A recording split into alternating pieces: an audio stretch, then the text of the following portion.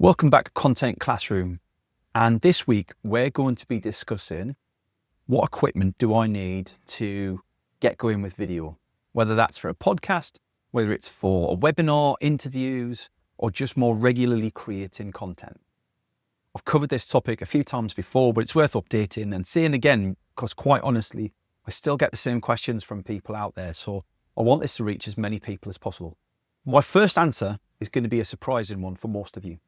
Despite the fact that I'm a video editor and a video repurposing specialist, the first piece of equipment I recommend people to get isn't a camera. Quite honestly, most people's cameras do a good enough job. I'll come back to cameras in a moment though, before I spend too much time on that. Why do I say audio is most important? It's because these don't lie.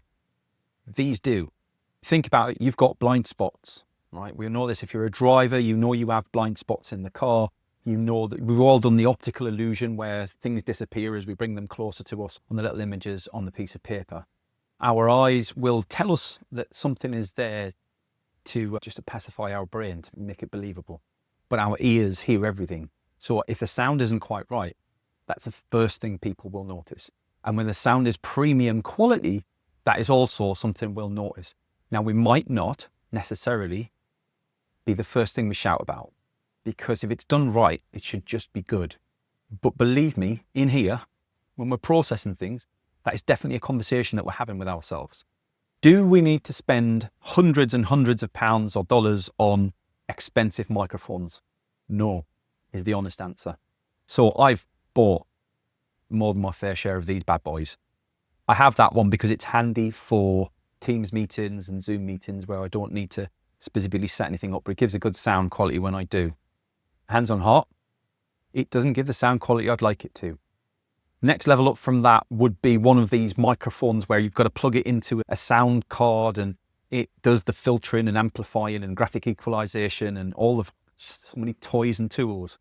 Very complicated. Or my alternative answer is a set of these bad boys. Turn it the right way up. A Rode Wireless Go 2. Now they have just released the Go 3 and there is a Pro version as well. For reference, I don't see anything wrong with the Go 2 for most people, the vast majority of people. But it has meant that the price has now come down on what was already an affordable piece of equipment to something I think is a bit of a bargain at the moment. So worth looking at. And while you're on, get yourself one of these, a little charging box to put them in. So it's got a battery pack built into it and it charges them as you go. Great, brilliant. And the audio quality, hands on heart. When I first started recording my first audio podcast with the USB mic, the transcription was poor. There was artifacts in the sound. It just nothing I did could make it sound right. It was very disappointing. And I had to go back and re-record when I got these. I'm not going to spend a great deal of time talking about them. I've done other articles on the kit. If you want to find out more about that, you can get it pretty much anywhere. I got mine secondhand and really, really, really important piece of kit for me. Cameras. So yes, as I said before, can very easily be just cheap things. I think there's a world of difference between recording something on a computer and recording a podcast live. Now, when you're recording a podcast live, I'd say the most expensive camera you can afford is what you need to have, because in-person podcasts are a different beast altogether. Probably need a videographer to help you set that up. That being said, I'm having some good success with just these, all mobile phones that can record in 4K. I have 2 or 3 of them set up along with my current phone. They're 3 of my primary video sources. And I use my webcams as an alternative viewpoint as well. Hands on heart, I don't think you need an expensive camera for most use cases. Most people are recording just like this, in their office, at home, remote recording with somebody else or solo. And in which case your camera on your computer is probably good enough, but look into the settings on it. You'll probably find that for most laptops, you only get in what's called 720p, which is standard definition. I recommend everybody who's recording regularly should have a 1080 or above camera. 1080 is high definition. And then if you can get one that does 4K, it's probably a bit overkill for most people. But the quality of those cameras is generally a bit better as well. So they're worth investing in. But again, I'd say no more than 150, 200 pounds max.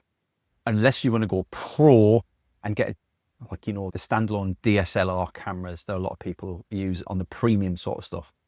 But again, that's specialist equipment. It's not needed for most people. And if you're going to buy that sort of stuff, you already probably know enough about it to be dangerous.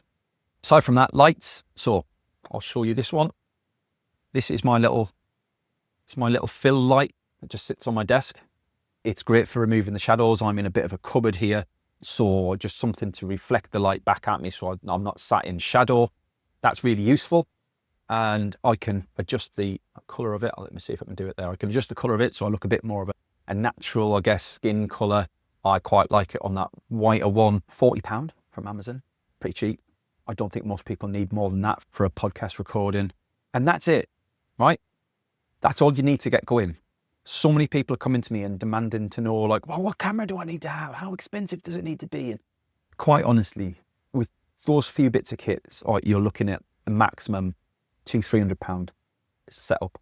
And after that, you're good enough to go for a long time. I've very rarely used anything more than that for my personal use. What I will say is if you want more toys, then you can get them. But it's it steps on a ladder, right? Start with what's needed first and what's the minimum, and you can work your way up from there. I've spent so much time stressing about camera and microphone, honestly. I hope that this helps some of you prevent you from worrying about those same things, because honestly, there's nothing worse than wasting money on tech that still doesn't quite do the job. I've tested loads. My camera is an Opal C1. I don't think you can even buy those anymore. I think they've stopped them.